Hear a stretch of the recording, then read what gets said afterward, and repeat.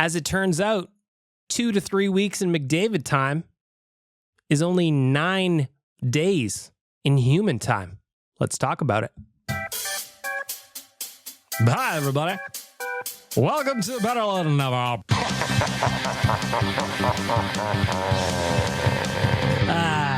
Shit. I'm not actually inside a women's prison at the moment. The horniness just went up to like 11. Good afternoon. At least say a big... All right, let's turn it down. Got to shout out the audio department, as I always do to start off the podcast. Go to theaudiodepartment.ca, book some studio time, record a podcast like this one, record an album. They're providing you the space, they're providing you the expertise, and they're going to make you sound wonderful, like silk to the ear holes. That's what they do, theaudiodepartment.ca. Proud sponsor of Better Lait Than Never, and I am thrilled to have them. How are we going to start the show? Well, of course, it's what everybody's talking about, the presidential election in the United States of America. Let's go. All right. I'm not going to get into it. Of course, I'm not.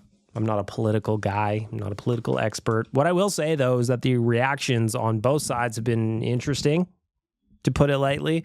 The people in the middle that are confused, I feel you. If you're not smart enough to understand any of how these results worked or the Electoral College, I feel you. I was flipping around the coverage last night between, NBC and CBS and Fox and even our Canadian coverage up here on CBC, and I was just confused. I didn't know who was ever winning. The numbers seemed to be different if you were looking on Twitter, if you were watching on TV, if you were flipping to the New York Times, if you're flipping somewhere else, They were just all different, but what ended up happening at the end of the day is old Tumpy. Donald Trump is back as being the president number 47 for the United States of America, and understandably, there's a lot of people who are upset. There's also a lot of people that are happy. A lot of people voted for him. A lot of surprising people voted for him. And while I don't want to get too much into this, because again, I'm not I'm not all that into politics, and more importantly, I'm not that smart. Kind of dumb. Kinda? All right, I'm really dumb. So what I want to talk about is just kind of what happened, and that's voting. So we've got an election coming up here in Canada next year. If you're not registered to vote, but you want to make sure your voice is heard, go do that. It's going to be a big one. It is going to be a big one in our country. And I think that it's important that you're a part of it. If you're listening to this outside of you, Ben, chances are you're of legal voting age. And while you never hear from me which way you should use your vote, what I will say to do is to vote. I think that's important. I voted. It was always important in my household. My dad was always a big, make sure you vote. Ever since I was 18, I remember he dragged me to whatever election that was. I don't remember if it was provincial or federal the first time I voted, but I voted the first time, and I have in every election since. So it's just part of the process. I try and find policies that I align with. I try and find people I align with. And even if I don't, I still make sure to vote. And I encourage you to do so. Because the results, I think a lot of people are surprised and some people aren't. And that's the interesting thing about what happened yesterday in the States. As the night was going on and it was looking more like the result that we got was the result that was going to happen, you could see an interesting turn on social media, and it got either overly happy about it or overly negative, a lot in the middle too, to be fair. But ultimately, this is a big one. This is a big one down there. And a lot of people are very passionate about it, and I understand why. I personally am not going to tell you who to vote. Again, I'm just going to repeat myself. Just vote. That's all I want from you. Okay? More importantly, though, I want you to go to nationgear.ca and help us raise some money for Jasper Minor Hockey. As you know, there was the fires in the summer.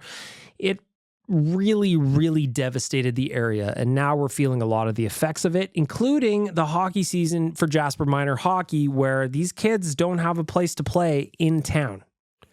If you've been to the area, I still haven't been back since the summer, but if you've been back to the area, apparently the rink had some construction happening in the summer that had to get postponed because of what happened, and then it has to be redone now because of smoke damage, etc., etc. The kids are playing in Hinton, so that's essentially, it's a healthy drive to go to practice, to go to games. Let's help them. So if you go to nationgear.ca, what you're going to see are a crew neck and a t-shirt designed by our very own Kennedy. She absolutely crushed these designs too. I want to give her all the love in the world. Because I just think that what she did was pretty awesome. It really, really was. And I just think that you should see them. Or if you want to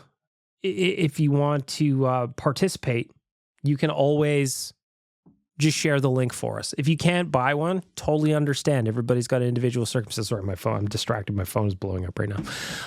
There's individual circumstances for everybody, but what you can do is help us share the link. Or if you just want to make a donation directly, you don't want a t-shirt, we've got a link in there as well.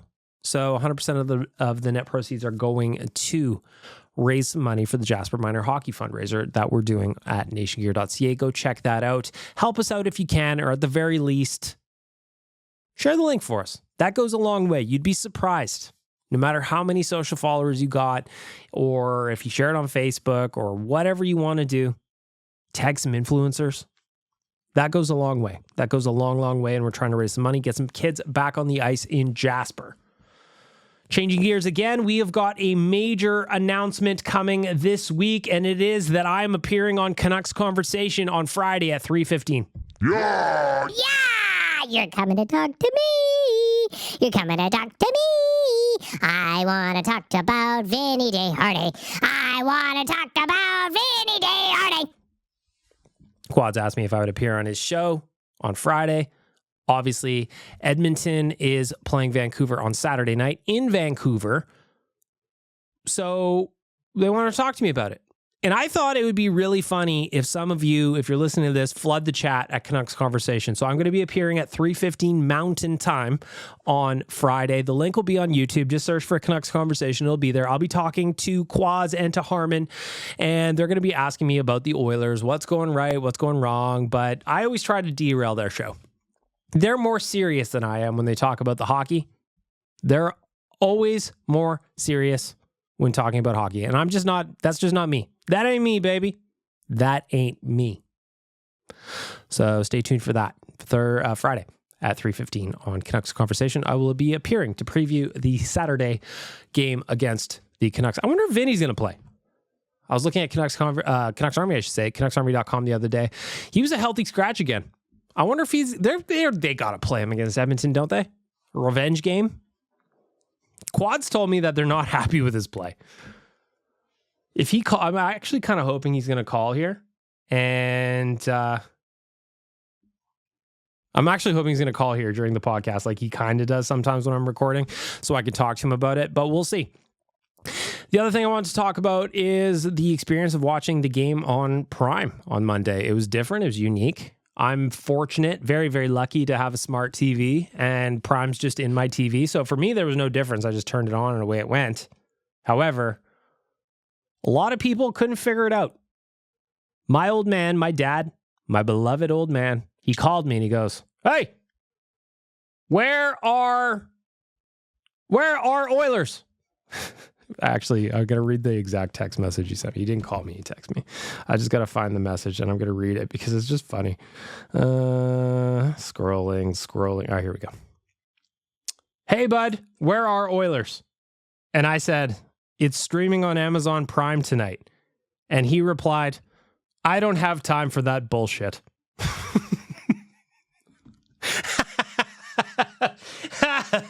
I just thought it was so funny. I thought the answer was hilarious. You know? He's an older gentleman. I don't expect him to necessarily know how to use Amazon Prime, but I'm pretty sure he has Amazon. I'm pretty sure he has Amazon Prime. He orders stuff, I think. Maybe next time I go to his house, I got to show him where to find that stuff. We do have 3 more games coming up on Prime, by the way. The next one is coming up in just under 2 weeks' time, November 18th at Montreal, then December 16th at Florida, and then in April against LA. Both of the Florida games and the LA games are here in Edmonton. If I said at, I didn't mean to. They're both here in Edmonton. The away games in Montreal on the 18th. I thought it was fine. I thought it was an interesting product. I thought the Stan Bowman interview in the first intermission, I think it was a little odd. when they said, "Hey, you've been away from hockey for a couple of years." What happened? They didn't. Hang on. They didn't actually say that, did they? They did say that. They asked Dan Bowman where he is, or he said that he's been away for a couple of years. Well, that's one way to put it. Anyway, he's back now. I also don't like, if I'm going to talk about the things I don't like, one, the contrast on my screen was so bright. It was burning my eyeballs. But the stream was great. I thought the stream worked out really well for me. Maybe I just got kick-ass internet. Probably, not to brag. But I thought the stream was great. The announcers were fine.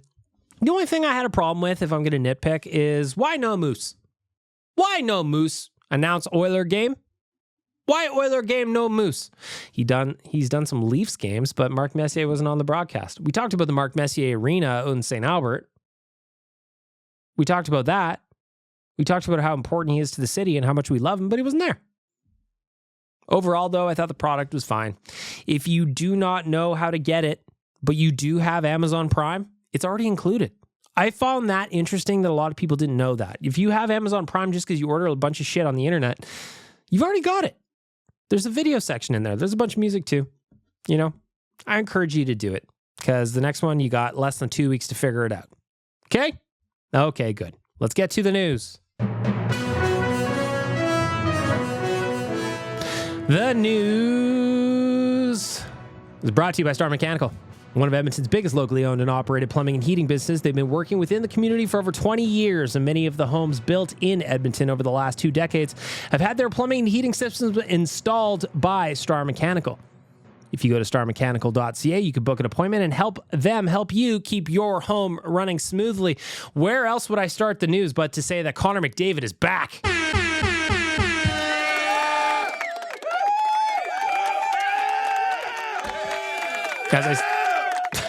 All right. As I said off the jump, McDavid was supposed to be out for 2 to 3 weeks, but I think that's 2 to 3 human weeks.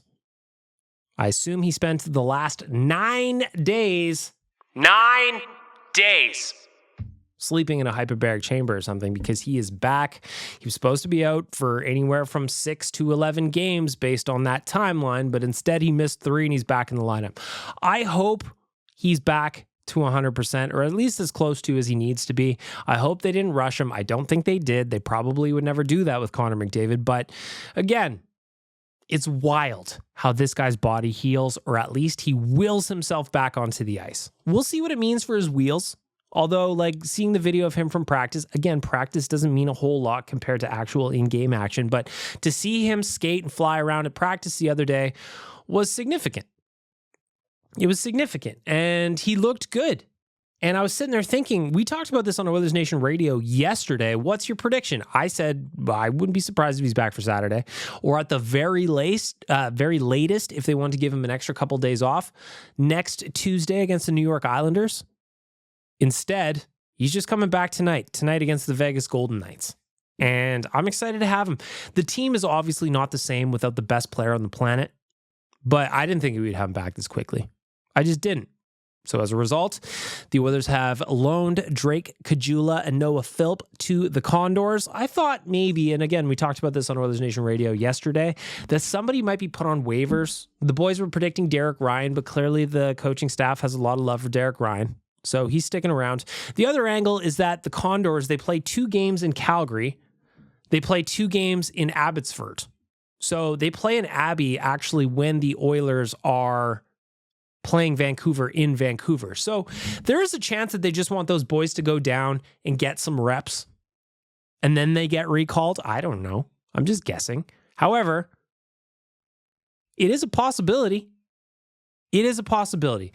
But now that they are down, the Oilers are back to accruing cap space. How much cap space? I don't know. I need our friends at Puckpedia to tell me. But until then, they're accruing cap space. I'm surprised Noah Philp got loaned to the Condors. I thought he's been really effective in that 4th line center role. I'd love to see him get more at bats there, and I think he will. But for the interim, at least the short term, well, we'll see. He is back with the Condors. Again, 2 games in Calgary in the AHL, and then 2 games in Abbotsford as well. So they have got a couple of games there. We'll see if they come back or not. The other move that the Oilers made was they traded Ben Gleason for Ronnie Attard. That is a minor league deal, although Attard is a big right-handed defenseman. He's 6'2", I think he's listed at 6'3", something like that. There's also a chance, at least Liam and Tyler both heard from people saying there's a chance he gets recalled. He had some pretty solid, Attard had some pretty solid numbers in the AHL, not so much this year, but last year. He was playing in Philadelphia's system, obviously, the Lehigh? Is it Lehigh Valley or Lehigh? Anyway, he was playing with the Phantoms, and in 48 games, he had 10 goals, 17 assists for 27 points. That's not bad for a big defenseman. Listed at 6'3", 207 pounds, so the guy's got some beef on him. He is currently 20 years old, turns 26 in March, from White Lake, Michigan. So we'll see if he gets there, but we got a little bit more depth on the right side. It had something to do, Gregor was saying that they had something to do with they're having to sit AHL veterans. They have some rules down there about how many vets can play. So this kind of rectifies that, gets people in the lineup, doesn't have to sit out. Makes sense to me. The Condors are also having some forward issues because of injury, so they signed Braden Tracy to an AHL PTO. I don't know anything about this guy. Nothing.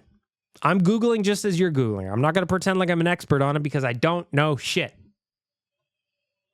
We're going to see if I can get our boy Bruce Kurlock to do some digging into these new faces and our new friends so we have a better understanding of what we've got here.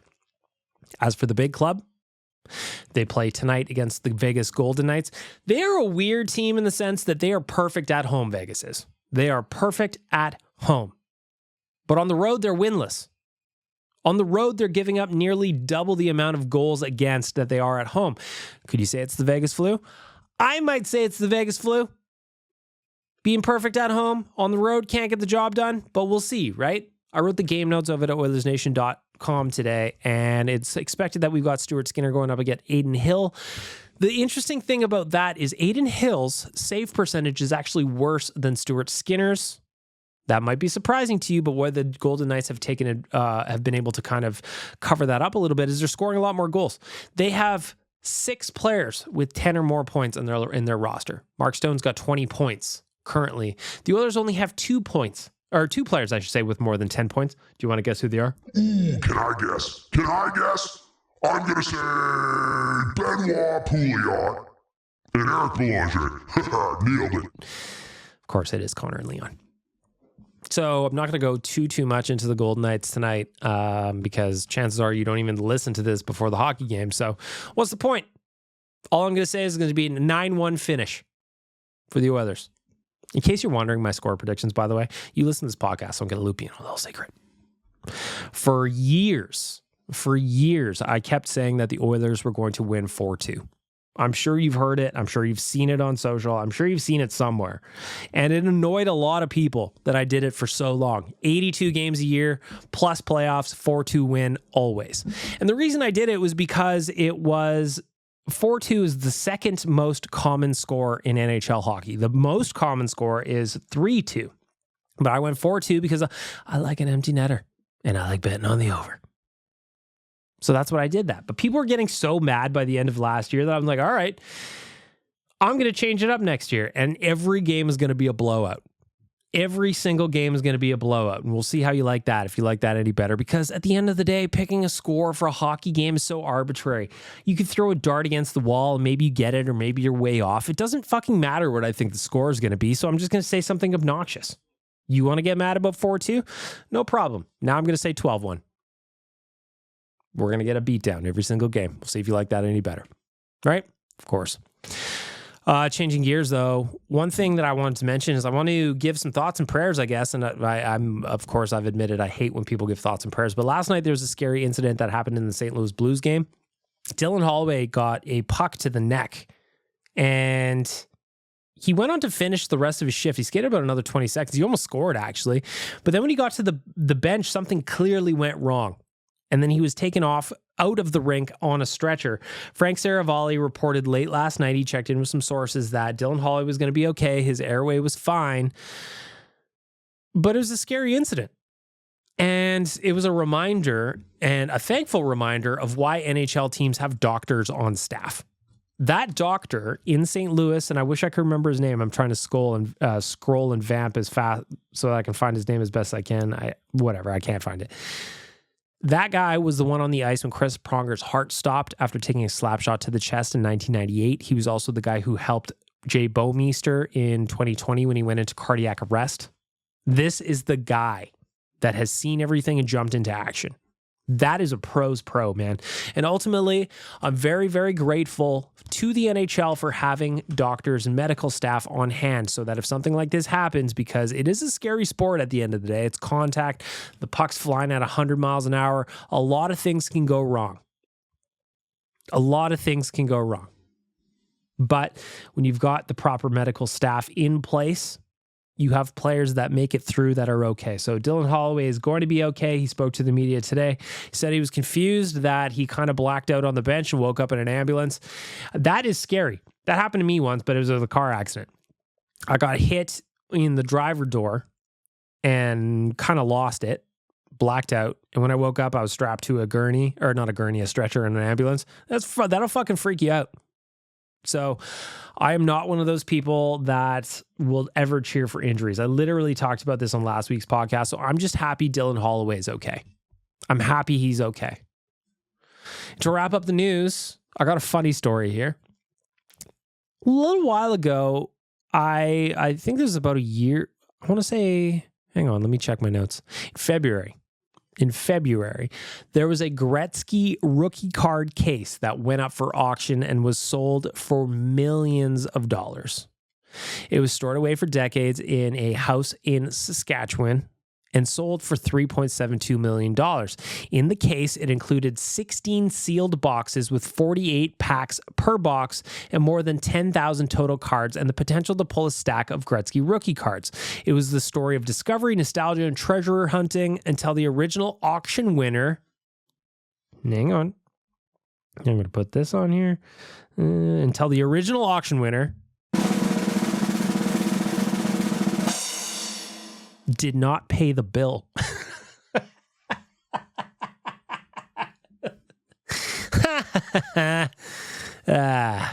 According to the story over at The Athletic, it was a story until the original auction winner did not pay his tab. Now, thanks to that unpaid bill, collectors have another shot at this case.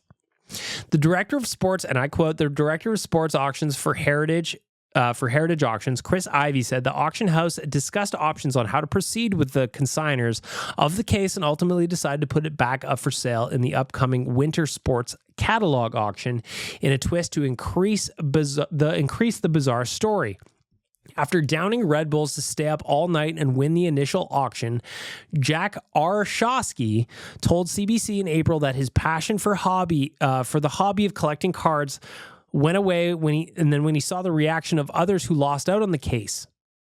That his passion... Hang on, that is just a weird sentence. Jack Arshosky told the CBC in April that his passion for the hobby went away when he saw the reaction of others who lost out on the case. He said he paid $3 million of the total price up front while Heritage held the case in its vault, pending payment of the outstanding balance, which would have been $720,000. However, according to Heritage Auctions, no payment was made by Arshosky. I can say that no payment or deposit of any kind was ever made to the Heritage auction by the winning bidder, said Chris Ivey, the head of the auction house, via an email. So as a result, that pack is going back up for auction. And if you got a couple extra dimes rolling around in your jeans, maybe you want to throw a bid, but the winning bid from back in February was $3.72 million.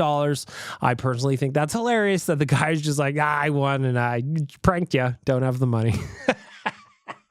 I love people. I hate them, but I love them. Anyway, this one's hilarious, and that's where we're going to wrap up the news for our friends at Star Mechanical.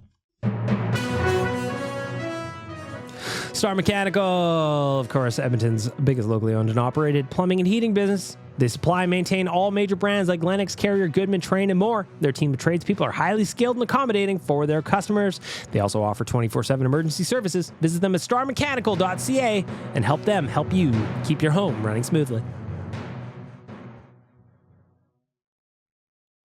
You're listening to Better Lait Than Never with bagged milk on your usual podcast scenario. What I would suggest is you like, subscribe, hey, guess what? Leave a review. Otherwise, the puppy gets it. It's time for the big question for Oodle Noodle. The big question! I'm sorry, I'm an idiot. The big question for Oodle Noodle is, of course, where I ask for your feedback on stuff. I throw that out on social. You give me your answers, and I love to hear them.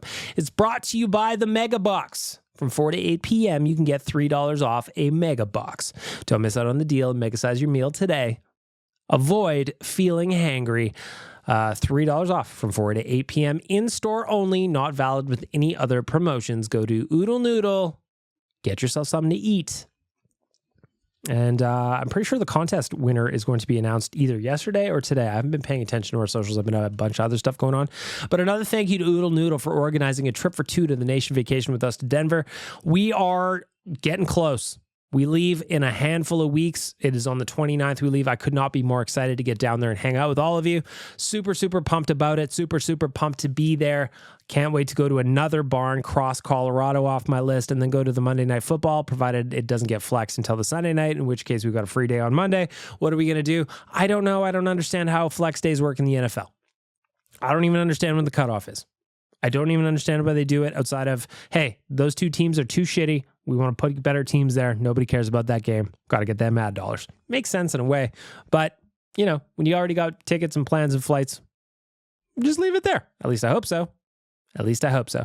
The question I had today for all of you, and you had a bunch of great answers, by the way, is what has been the biggest surprise for you through the first month of the Oilers season? Pretty simple, no?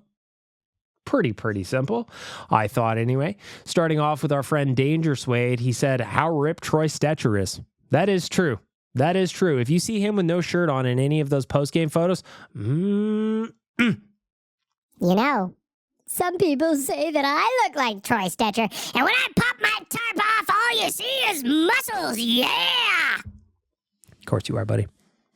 Our friends just at Oodle Noodle just said, how about the lack of power play? That has got to be one of them. If you had given me a list of all the issues I thought the Oilers would have by the end of the season, a horrific power play, well, no, I shouldn't say horrific. It's not horrific. It's mediocre. A mediocre power play, a mediocre to bad power play would not have been on the list. I fully expect them to turn things around. I fully expect the talent on this team to be able to figure it out. I'd bet all of Gregor's money on it. However, the PK is garbage. So the special teams are not special at all. The PK is basically a coin flip. If you have it's a 60% success rate, but like for the terms of the analogy, if you've got basically a 50-50 chance of scoring a goal on the PK, you are in trouble, friends. Everybody needs to be better. Our boy Captain Felton says our number one PK in the playoffs has ghosted us. Y'all miss CeCe more than you know. Hashtag Mr. Game 7. Kyle the Embalmer says how much we miss the penalty killers that we let go. So we're talking about Ryan McLeod. Cody Ceci was there. He played a ton of minutes. Who am I missing? Vinny Desharnais was spent a lot of time on the PK.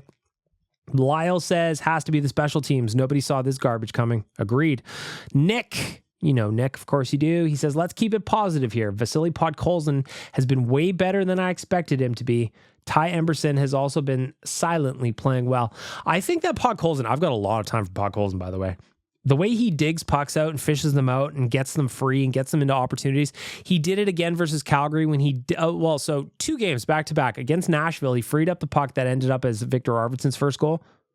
And then again in Calgary, he freed up the puck and passed it over to Leon Draisaitl, who opened the scoring against Calgary as well. So his puck retrieval has been fantastic. Also, fuck around and find out, as Jeremy Lauzon found out. Ty Emberson, I also think he's settling in well. I don't know that he's a top 4 defenseman just yet, but he could certainly be on the third pairing with Brett Kulak. Of course, that creates a problem about who plays with Darnell Nurse on the second pairing, but that's a story for another day. Curtis says, how can a team with this much talent struggle to score goals so badly? Well, they're getting PDO'd they're getting PDO'd like crazy. If you remember last year, and I don't always want to do this because eventually the whole season's going to be going, remember last year? But the Oilers were getting PDO'd like crazy last year too. They have so many strong underlying numbers and shot metrics that eventually this is going to turn around. Eventually the luck's going to go and the floodgates are going to open. But to this point, that has not happened. Yeah, it's a battle. Fighting Amish says, Jeff Skinner for me. I think he's adjusted very well to his new team. I also like Jeff Skinner. He's getting a bump up to the top line with McDavid and Hyman tonight. Orange and blue in my veins is Gary. He says, for me, how well Podzilla works with Draisaitl. They've been looking for a player who has a killer instinct to forecheck and get dry the puck, and they found him for what appears to be just a 4th-round pick. Womp womp. What a name. Womp womp. Womp womp. I got a button for that, I think, don't I? Yeah, I do. Of course I do. The lack of consistency in Stuart Skinner. Really thought after the playoffs we'd see a 9-10 to 9-22 season from the guy. He's been inconsistent. The highs have been high, but the lows have been low, but I think he's going to turn around. I believe in Stuart Skinner. Alex says special teams struggling as much as they are. PK is dead last, and the PP is operating at 14.7% is mind-boggling to me. Matt Coulter, the special teams suck. Oilers ZH18 says the lack of scoring by some key players. Agreed there. Wild West Pimp Style Carry Gen Xer. That is a hell of a name. The discombobulated defense. Did they make a mistake with not selling Nurse? Well, Nurse is a no trade, so he's not going anywhere. Anna says how incredibly lackluster their play has been in all aspects of the game, especially special teams and the lack of goal scoring. And yes, they did look like they were turning it around, but the game on Monday was a harsh back to reality moment. I actually disagree with that in the sense that the Oilers played really well against the Devils. They just couldn't score. I'm not saying they got goalie. That didn't happen. I thought a lot of pucks were shot right at Jake Allen's chest, which in the NHL, they're going to stop those more often than not. And I think that's what happened, but I thought that the Oilers played well against the Devils. It wasn't like the Devils won 3-0 because they were far and away the better team. The Oilers just fucked it all over the place. That's what happened. Oil? This guy just says oil. The lack of puck in net. Agreed. Our boy Ari says the PDO analytics-wise, the lack of finishing eye test-wise. Yeah, the PDO is going to turn around. They're getting PDO'd like crazy. Tyson says special teams have been straight doo-doo. Lynn says 3 surprises for me. Lack of scoring. PK is horrendous. And the power play is piss poor. Agreed there. And Brandon says, obviously the trade's impacting us like a hurricane. This isn't the same team without them. So he's missing the players that we said goodbye to. Like Holloway, Broberg, McLeod, Vinny, you know? I know not all those were trades, but definitely some key players that were not involved with this year's team. So there you go. The big question for Oodle Noodle. The big question! Go get yourself a mega box if you are a hungry, hungry boy. And now let's get to the righteous sack beating after a little tune here. Donkey Valley, Donkey Valley, don't you let him near your herd with that charming grin. He'll woo your goats from cliffs and hills, won't matter where they've been. Just a whistle and a call, see them running wild. He's the shepherd of desire, nature's longing child. Donkey Valley. Dude, just the cutoff. Donkey Valley. I love that. Please send more music, please, Dangerous Wade. I'd love to have some more original music for the podcast. But in the meantime, let's get angry. You want to see a man, boy? I'll show you a man. Kick me in the jimmy. Trilogy Oilfield Rentals are an established provider of tools and expertise across multiple oilfield disciplines, specializing in rentals, pipe recovery, abandonments, and completions. Currently, they maintain full-time operating units in Provost, Weyburn, and Kindersley. What kind of tools do they have available? I'd love to tell you. Rental tools, fishing tools, coil tools, drilling tools, mills and bits, completion tools, any tools for any job. TrilogyRentals.ca. I've got a guest righteous sack beating today, but I'm going to start off with myself because last night I had a situation that fucking made me incensed. I've talked about it a bunch of times on this podcast. If you have got a dog that is not trained to come back when you recall it, do not take that fucking dog off the leash. Do not let your dog off the leash. So last night I'm walking Frank. You know my dude. You know how handsome he is. I was walking him. He was leashed. And here comes a dog from one of my neighbors' houses and attacks Frank. A bigger dog. I'm going to say twice Frank's size. Frank is a Boston Terrier. This dog attacked him, so I went into full survival mode. I grabbed that dog by the scruff of its neck and I pulled it off.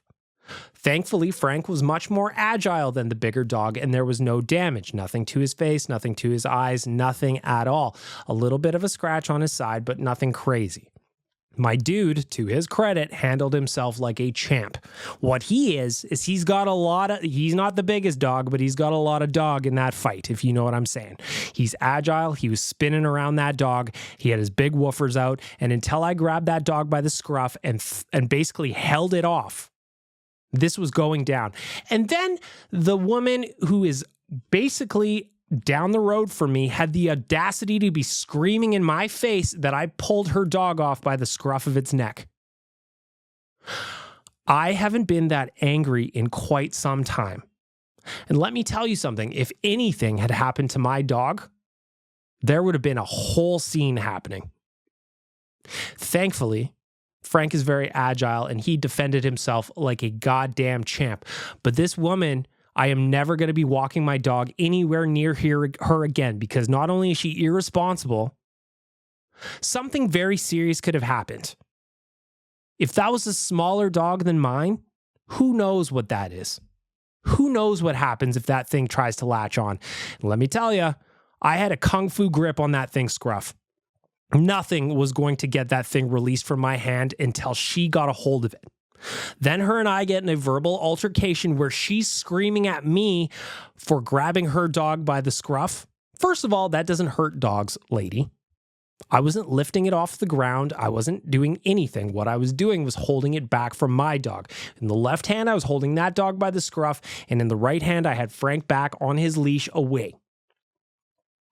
If you do not have a dog that is at all capable of being recalled when you call it, fuck you for letting it off the leash.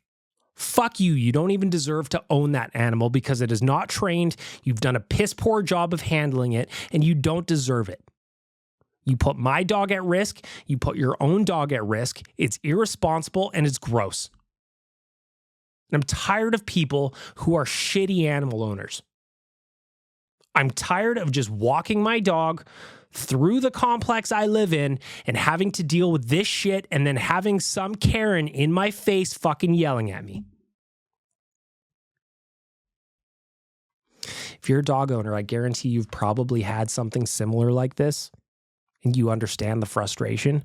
But if you haven't, it's a moment where the adrenaline kicks in and you have to either fight or flight. And I was not about to let my dog get hurt. I love that thing. I love him. For the last 7 years, he's been by my side and he will be for the rest of his life. And I will do anything to defend him. If you have a dog and it does not have recall, like my dog, I would say Frank's recall works about 70% of the time. 70. 7 out of 10 times he'll come back. If we're in a fenced off enclosure or a big yard or anything like that, he'll come back about 7 out of 10 times. But those 3 out of 10 are enough that I will always keep him on a leash. Always. Because that's the responsible thing to do. I don't want anything to happen to him. I don't want him to scurry off after a rabbit or a squirrel. He's a terrier. That's what he does. He sees a squirrel and he goes, I'm going to fuck you up. Nothing's going to happen to him on my watch. So if you are a dog owner and you're listening to this and your dog doesn't have a recall and you let it off leash that is not in an enclosed space, give your fucking head a shake. You are a bad dog owner. That's a righteous sack beating. You want to see a man, boy? I'll show you a man. Kick me in the jimmy. Next one up, we got a guest right sack beating. No context on this one, so I'm just going to press play. All right, I think I speak for everyone when I say that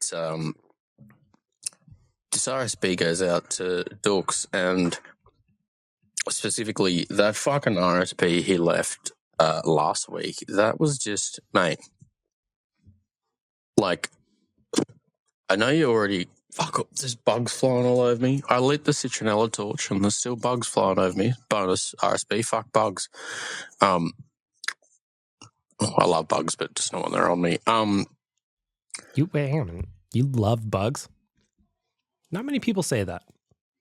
I've got no qualms with bugs for the most part, except mosquitoes. Fuck you, mosquitoes. I got no time for you. You're part of the ecosystem. I don't give a shit. Fuck you. But interesting. Love bugs? Like, I have no qualms with bugs. I wouldn't say I love them, though. Yeah, Dukes, mate, that was fucking terrible. Like, I can't believe you made everyone sit there and listen to that. Like, I know you already have a psychiatrist and a therapist, but, like, fuck, man, they're obviously not working. Like, you know, fix that shit. Anyway, I fuck love Dukes, you, he sucks. Play La Bamba, baby. Let's go, Oilers. I love you, dude. You're the best. And the thing I like about Dukes is, again, I was making fun of his RSB last year where it sounded like he was shitting or something. I don't know what's going on there, but like, the guy's so aware. He's so self-aware that he calls in and calls himself out. Like, if he had This. And he's just like, hey, that Dukes guy. like, you know, my imposter syndrome comes up and like, Bag Milk doesn't know what he's doing, and the fact that he's got a podcast anyone listens to is remarkable. That fucking asshole shouldn't be talking to anybody about anything. Did you just hear him whining about his dog for 2 minutes straight? What is this? I think Dukes needs some filters. He needs some voice filters. I agree. In the meantime, you wish you could have abs like quads. And there you go, the righteous sack beating. You want to see a man, boy? I'll show you a man. Kick me in the Jimmy. It's another week on Better Late Than Never. It's another week of Nick crying in the voicemail, throwing temper tantrums. He is a baby, so small and frail. Does he need a bottle? Does he need to be burped? Does he need a diaper change? Cause why God is he such a little baby? Why God is he always crying? Will someone please give him shaken baby syndrome? I tried to time the playing there. It didn't work. The voicemail is brought to you by Odd Company, proud partners of the Nation Network on the all-new Nation Beer. It's called Nation Beer Everyday Lager. Perfect for the next big game or on your next go-to lager. Find it at Odd Company Brewing and on Liquor Connect. If it is not at a liquor store near you, ask. Say, hey, can you bring this in? It's delicious. Or you go check out both locations for our friends at Odd Company. Grab yourself a 4-pack or a flat. Do what Chris Palmer did. Get yourself a couple of flats. Plan ahead, people. There's a lot of games left on the schedule. A lot of games, and you're going to need refreshments. Of course. Kicking off the voicemail for our friends at Odd Company with a message from Nick. Nick, what do you got to say?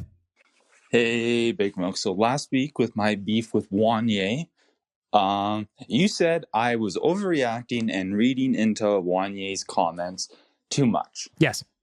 And I definitely think that could be possible. I am notoriously a guy who reads too deep into things. Yes. I am the embodiment of that, that It's Always Sunny in Philadelphia meme where he's got like the whiteboard. Of course. Or he's got like the board and he's like, oh, look at all these connections. Of course. That's me. Like, I'll get a text from a girl and I'll go to a whiteboard and write out every possible meaning of what the word hey could mean. Sure. And I'll write like 20 different things. But stop doing that, man. Get out of your own head. The colors are brighter out here. Enjoy. Smell the roses. Live your life, bro. In this case, I don't think I am reading too deep into Wanye's quote or his quote. Yeah. Did you happen to hear us talk about this on Real Life, by the way? Because I asked Wanye about it on Real Life. I'm curious if you acknowledge that. We'll continue. I'll read you that quote verbatim. Jay was talking about how so many of these super fans have experiences with players. And Wanye's direct quote was, I would argue that unless you have those experiences, you won't be a super fan. Unless and won't were two of the key words there. So, like, I don't think I am reading too deep into what he said. When you're saying, unless you have those experiences, you won't be a super fan. Is that... I don't think I'm overreacting to that at all. First, You are. We talked about it on Real Life. I asked him about it directly on Real Life. Have you heard that? Do I have any other messages from Nick here? I'll go to a little one a little bit later. Maybe he'll acknowledge it. Wanye basically said, of course you can be a super fan, but you would be in his mind,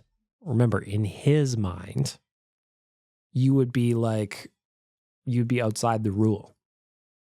I personally think, of course, you can be a super fan. You don't need one of those. But I think what I would agree with him with is you're more likely to become a super fan if you have one of those, but not having an interaction with a player or, someone signing your program like Bill Ranford did with me or anything like that.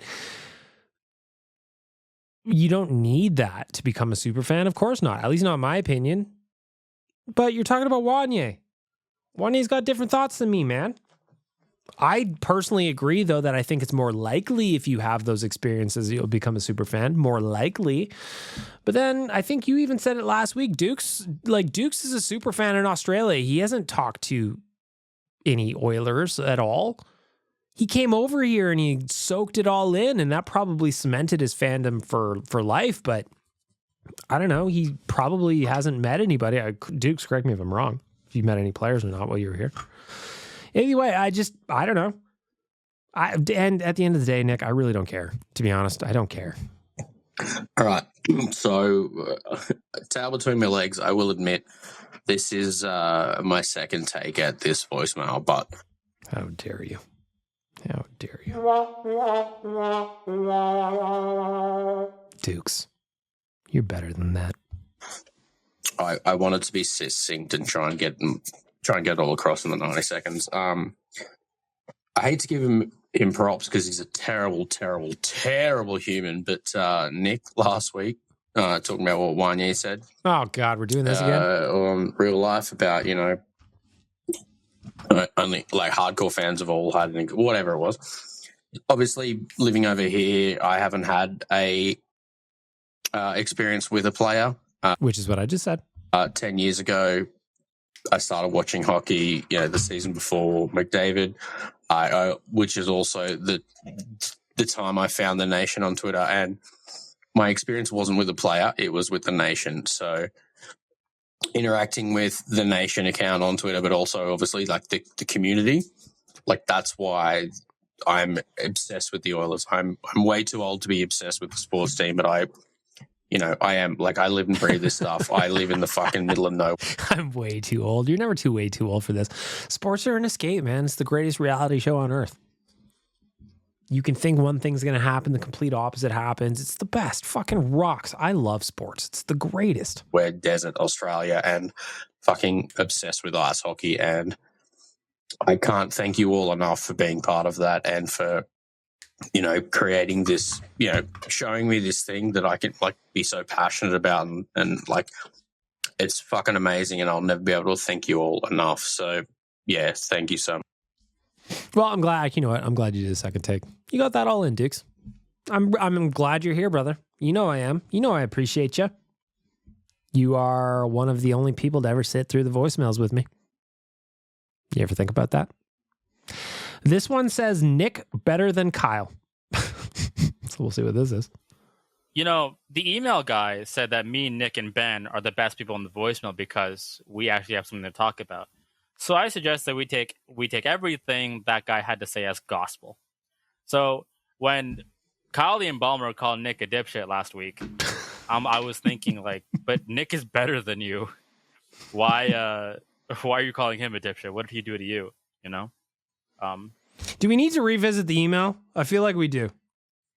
We're going to lose context. We're going to be talking about the email over and over again. So for the second time, we're going to read it out so everybody knows what we're talking about. Ari's bringing up a callback to weeks ago. And if you're brand new here, you don't know what I'm talking about. So Lil Quad's going to read it. Let me preface all of this by saying it's your podcast and my opinion is worth peanuts. However, Dukes is absolutely the worst. He constantly leaves a million fucking pointless voicemails that aren't funny, insightful, or add anything of value. He appears to be a high-functioning alcoholic that tries too hard to hijack your podcast. I began skipping the entire voicemail sections of the podcast for no other reason than I absolutely hate hearing Dukes ramble endlessly about absolutely nothing. Again, it's your podcast and you should do whatever you want. If you care to hear my opinion, it's that you should start limiting people to one voicemail per week and only to 90 seconds. Also, why does why does he get to call out everyone else, but no one is allowed to tell him he sucks? Ari, Ben, Nick, hell, even Zol the Will of Thousands at least brings something of value to the podcast. Anyway, I love you, Bag Milk. If you decide to include this, it is anonymous. So yeah, I'm out of my energy drink. I love energy drinks. Yeah, what kind?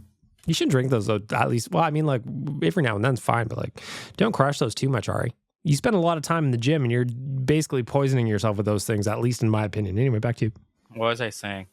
Dukes is really funny, but he rambles on a bit too much about nothing. So I feel really bad when I have to skip his voicemails. I feel bad. And also, yeah, Kyle the Embalmer. He's out to lunch on most of the things he says anyways, so I'm not surprised when he said that. The boxing match that me and Nick are going to have when Vasily Podkolzin doesn't score more than 10 goals is going to feed families. I swear. Well, not. I want to do a Taekwondo match, actually, instead. I've been training Taekwondo. Can we schedule that somewhere? Can we schedule that? I'm looking forward to it. I'm looking forward to finding out a way that we can do that. Thank you. Speaking of which, Kyle the Embalmer, you're up. Hey, BM. So it's another week, and I figured it out. I know. I don't even need to say I figured it out. I know who it was that was accusing me of going and sending emails complaining about people in the voicemail. Nick, of all... It was not Nick. I can tell you that with great certainty that it was not Nick. So, yeah, I'm excited to hear the rest of this theory about why you think it was Nick, but I can promise you it was not him. Fucking people that would whine about stuff, that goes around whining about the team, whining about every other little thing you possibly can, and you're going to go and accuse me of being the person sending emails to BM about everybody else in the voicemail? Me. Accused by you, Nick. Really. Of all fucking people, the crybaby of the voicemail is going to accuse me of writing emails to BM. Why the fuck would I have to do that? And why would I do that? So... you go ahead. You continue to try and pretend it's not you. It's but not. Really, let's be honest. We all know it's you. I know it's you for a fact. It's not for a fact. It is not I've been Nick. told. I know exactly that it was you. You haven't been told. Yeah. Carry on doing what you need to do. Maybe go get yourself a diaper change. And come and talk to me about it next week in the voicemail, Nick.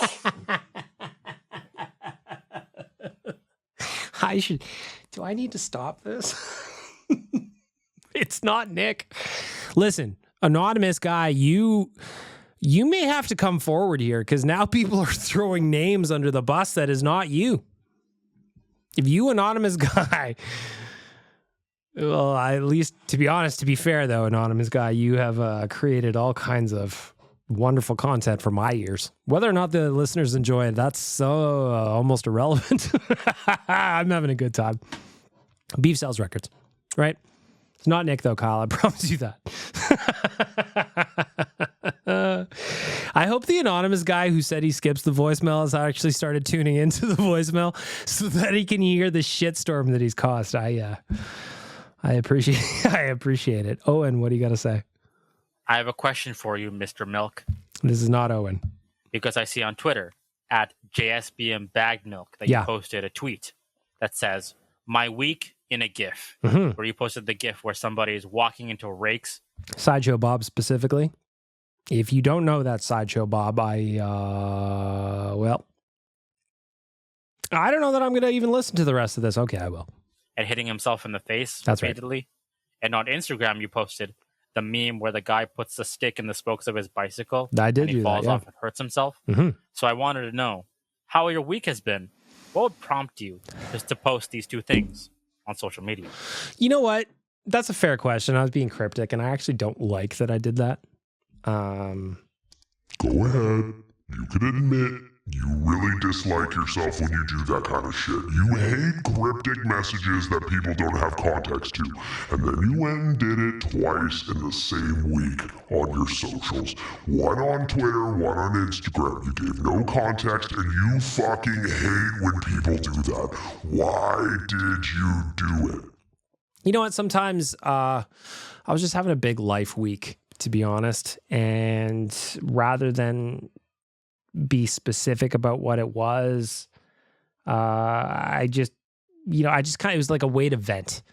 There was a part of me that thought maybe I should just record a podcast and just talk about feelings and shit. But then, does anyone want to hear that from me? No, probably not. Nobody cares. So it was a way to vent, to be honest. And I really don't like cryptic messages like that. And the fact that I did it twice on two different socials, I was annoyed with myself the next day. It was just, to be honest, it was a way to vent. It was like a little release that only I understood. And if I had a burner account, I probably would have done it there, but I don't have a burner account. I just have my own socials. So I think that, yeah, you're right.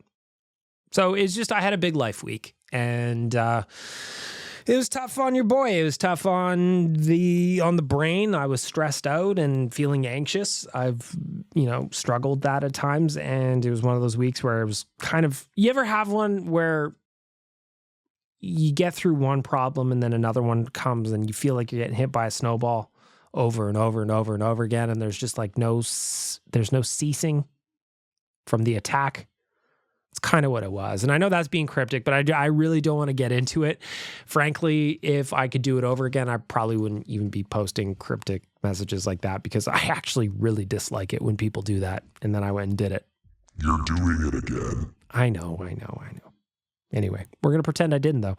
This one says, happy birthday, Connor, which confuses me because Connor McDavid's birthday is in January. Go ahead. I got to give a birthday shout out to my buddy Connor, who listens to this podcast. Happy birthday, Connor. I was thinking Connor McDavid. Of course I was. But happy birthday to you, Connor. Back to Chad. It's birthday, Chad. Who unfortunately is a Vegas fan, but he's a good guy, so we let it slide. How does that happen? Where are you from? I have questions. Connor, if you listen to this, can you leave a voice? By the way, if you're a Vegas Golden Knights fan, why are you listening to this? Certainly Sin Bin Vegas or some shit like that as a podcast for you, no? I mean, I'm happy you're here, don't get me wrong, but what is it about this one that you would find entertaining as a Golden Knights fan? Is it that I shit on Mark Stone all the time for his fake injuries, allegedly, in my opinion, that put them in the LTIR so that you're allowed to cheat? Is that what you like? You like when I get mad about that? Anyway, this isn't a very good birthday message from me, I'm being honest. Back to you, Chad. Happy birthday, dog. Also, shout out to Shane, who also listens to this podcast, and I just dropped him off at his house, and he is shithoused right now. Nice. He wasn't that bad when I got to the pub, but upon leaving, he's in rough shape right now. Ooh, he's probably not going to remember that I dropped him off at his house. God help his girlfriend, who I dropped both of them off. I didn't drink, which is why I drove them home. But yeah, we had fun, but that boy is going to be hurting tomorrow. Anyhow, you got to pay to play, baby. Happy birthday, Connor. Happy birthday, Connor. I hope you feel like shit, and I hope Vegas loses. Happy birthday to you. Dukes? All right, so this one's a bit like an ogre / onion because it has layers, all right? Mm-hmm. So just listening to ONR, I really like when it's not on a game day because it means I can listen to it a day later or, whatever, and it's still relevant. But yeah, when Lehman or Leroy Jenkins, his cold performer as his car, that actually embarrassed me because he was saying that he had a problem and he didn't know how to dealer, whatever. There's having trouble with it. Now, the problem that I have is the other day when Kennedy was having trouble with her car, and she, put a thing out, does anyone know, blah, blah, blah. And I said, you know what? Tony Horrobin would be the person to ask. Liam's dad? And, whatever, no response, because Kennedy is a superstar and she gets a million people responding to her on socials. And most of the time when I message Kennedy, I'm drunk and it's not worth looking at anyway. But the fact that Leroy Jenkins is still like, he's pretty much proved me wrong, because obviously if his dad was the person to go to, he wouldn't be broadcasting it. He would just go to his dad. So now I feel embarrassed for giving Kennedy a bum steer, and it's my fault, but I'm going to blame Liam anyway. So, yeah. If I remember correctly, and this was I guess this would have been Friday's episode, maybe. Lehman, of course. He said his car was burning oil, something like that. Listen, I don't know anything about cars either. So if me car broken. And they'll say, hey, what's going wrong with your car? And I go, me no. Me car broke. And they go, gotcha. We got a sucker on the line. And I go, me sucker, me no. So yeah, listen, I fully admit, I assumed cars were all one part, one singular part, like a 3D printed machine of some kind, This one says, 'tis the season. As we are working through the Odd Company voicemail, 'tis the season. No other context than that. The Rogers. Damn you. Not happening. Not on my show. Rogers wrapped in red event. Fuck you, Nick. Damn it. This one just says BLTN. A couple of weeks, but we will get there in due time, friends. Trust me. I want to talk about it, and we are going to. I'm not going to avoid you. Think that's what you pay for this podcast for? You don't pay for it, do you? Of course you don't. Good That's me. What am I talking about? I'm annoying. My voice is annoying. for you. Lucky. Is it still recording? All right, we're good. I want to start off the podcast today with just a couple of random things. The first game of the season that I went to was the season opener. The Oilers lost 6-0. It was a horrible game. We all know that. You lived it. I lived it. We don't need to remember it too much. However, why did you send that in? Who sent that? There was no reason to send that at all. First of all, why do you make me listen to myself? I'm annoying. Why do you listen to this? Listen, you are annoying. And I'm glad you got a taste of what everybody else has to suffer through. And that's you with horrible takes that mean nothing to anybody. I'm glad you're figuring it out. We've known this for years. We're just here out of pity, if I'm being honest. Play the next voicemail. Not that I was happy to see McDavid going down with an injury or anything like that, but I was excited because we finally get another chance to see number one center Leon Draisaitl. And, this... Interesting way of looking at it, actually. Leon Draisaitl on any other team than the Oilers is a first-line center. But here he's a second-line center. Fascinating. Didn't really think about that. And does not get enough credit for how good he is on his own. Partly because he plays with McDavid, right? But that's 100% true. People discount Draisaitl all the time because he plays with McDavid on the same team, not even necessarily on the same line. They don't do it as much as they used to. And it seems like other fan bases don't watch the Oilers ever because they can never seem to figure that out. This man could be easily the number one center on pretty much 80 to 85% of teams in the league. So to see 6 points in 2 games from the guy, oh man. Huge props to Draisaitl because this guy is a warlord on skates. He really is. He elevates his game when Connor's out of the lineup. Obviously, nobody scored against New Jersey on Monday, but 6 points in 2 games. That was the 2 wins over Nashville and Calgary. Leon Draisaitl was a big part of it. He just kind of put the team on his back and said, all aboard, boys. Daddy's got you, and Daddy's handsome. Next one comes in from my cousin Brendan. Cousin Brendan, what do you guys say? Hey, Bag Milk, cousin Brendan here. Hello. I just wanted to talk about the Battle of Alberta. Sure. I was at the game in the Yeah, you sent me a picture. You had good seats. Saddle Dome. I was sick to see that many Oilers fans there. It I was trying to do the math. I was trying to figure it out. Like, it was hard to see on TV how many Oilers fans were in there relative to Flames fans. I've been to games, and I haven't been to a game in the Saddle Dome in quite a while, admittedly. But the last time I was there, it was kind of later in the year. And I'm trying to think, what year would that have been? Don't remember. But it was almost 50-50. Like, there was more Flames fans, maybe 60-40, but there was a lot of us in there. was probably about half and half. If There you go. That was answering my question. Good for you. I had to take a guess. It was great to see the Stu chants going and that. He played really well. I just wanted to get your opinion on the game against the Devils there. What the fuck happened there? So Coach Bagmelk, if you were to run this power play and penalty kill, what would you change? What would you shake up? Who would you put where to get this power play or penalty kill firing on all cylinders? Because I think they need to do something. I think they should call you up and you should become special team specialists. I agree. Special teams, special players. I have put my name in the ring. I've thrown my name in the hat. I've called OEG incessantly since the start of the season, offering my services. They're not calling me back. They're not calling me back. Although they are calling me back, trying to sell me season tickets. But that's about it. Not for my tips. So to answer your question specifically, Cousin Brendan, what I would do on the power play is I would simplify it. And what I mean by that is right now the Oilers have got a lot of 12 passes before you shoot kind of thing going on. That drives me nuts. Throw pucks on net. Throw them on the net, crash the crease. Right now, the Oilers don't have a lot of confidence in the power play or in their special teams in general. And what they're trying to do is go back to the things that really work well for them. And I get it. The cross-ice pass to Draisaitl in his office. When that works, that play rips. It's awesome. It's effective. And he scored a ton of goals from that zone.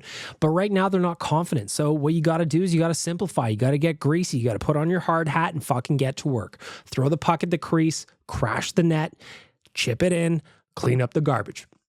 Get shots on net, get pucks on net. That is what has to happen on the power play. And when that happens, when you adopt a simpler philosophy, lanes are going to open up where all of a sudden those passes are available because guys are going to be worried about you shooting and crashing the crease. They're going to collapse towards the front of the crease. They're going to collapse in the slot, and that is going to open up more space up top. When that happens, somebody's going to have to rush out to Bouchard or whoever's out there on D, and the lane to Draisaitl is going to open up. I think the answer to the power play lies within simplification. Throw pucks on net, hack the bone, get in the kitchen, the goalie's kitchen, and hack away. Now, with goalie interference being a guessing game at best, you don't want to be in the crease hacking away, but you can be outside the crease. You'd be causing mayhem. You got more players on the ice. Outnumber them. Somebody's going to shake loose. And I think that the Oilers just need to simplify a little bit. Get some confidence. Know that you can do this, because I think on the power play at this point, they're probably gripping the stick a little bit. They're like, why the fuck isn't this working? This always works. And I agree that it's probably gonna again. But right now, simple plays. Just simplify. As for the penalty kill, all I can think about is these motherfuckers need Jesus. I don't know what the answer is there. Like, they can't stop a shot. They can't clear the zone.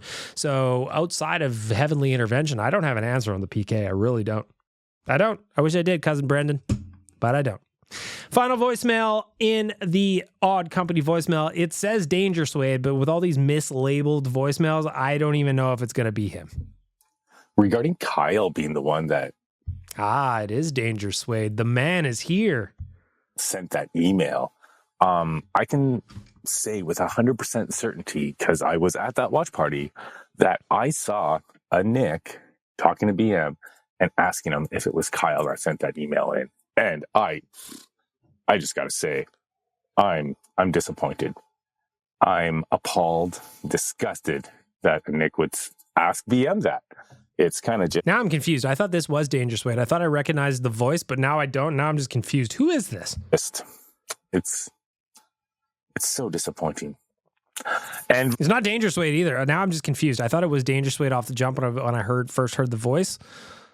No, I'm just confused. Who is this? Regarding the emailer who said that you can't make fun of Dukes, you can make fun of Dukes. It's very easy to make fun of Dukes, but you just got to make sure that, you make it so we can understand, because, sometimes the language barrier, simple understanding of things, you got to make it simple, because he's kind of got those slow eyes, if you know what I mean.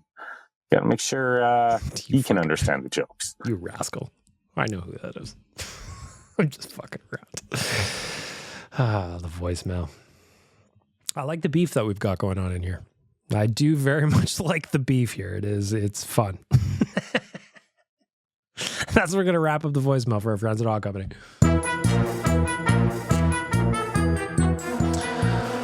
Nation Beer is here. Nation Beer is here. Nation Beer is here. Go to Odd Company and get yourself a 4-pack, a flat, couple of flats. Drink responsibly, but go to Odd Company and get something. They've got 2 locations in the city.